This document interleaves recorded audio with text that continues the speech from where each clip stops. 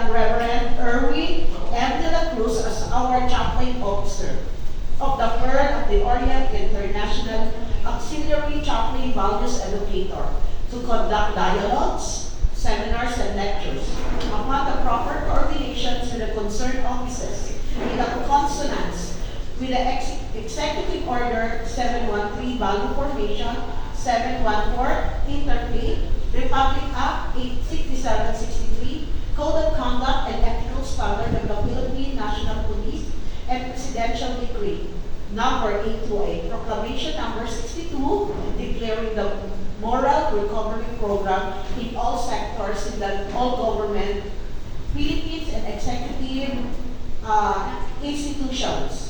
So, all government department, offices, agencies, and government own and control DILG, all government department, offices, agencies, DILG Memorandum Circular number 21158 dated April 25, 2011, significance of moral recovery and values formation movement.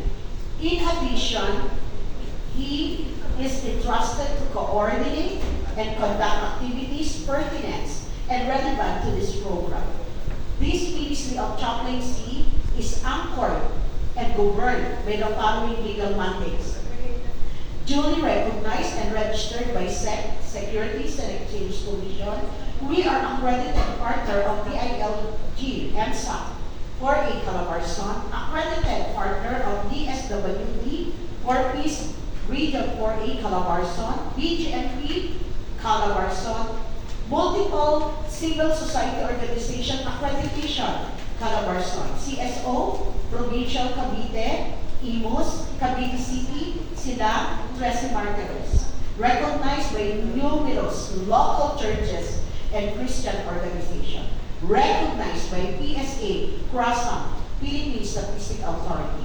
We hope, therefore, that you will allow us to be your partner and be a great help to our organization or institution. In the name of the public service, gearing towards nation building and national transformations of our nation. Issued this second day, this fourth day of May in the year of the Lord 2024 here at our department.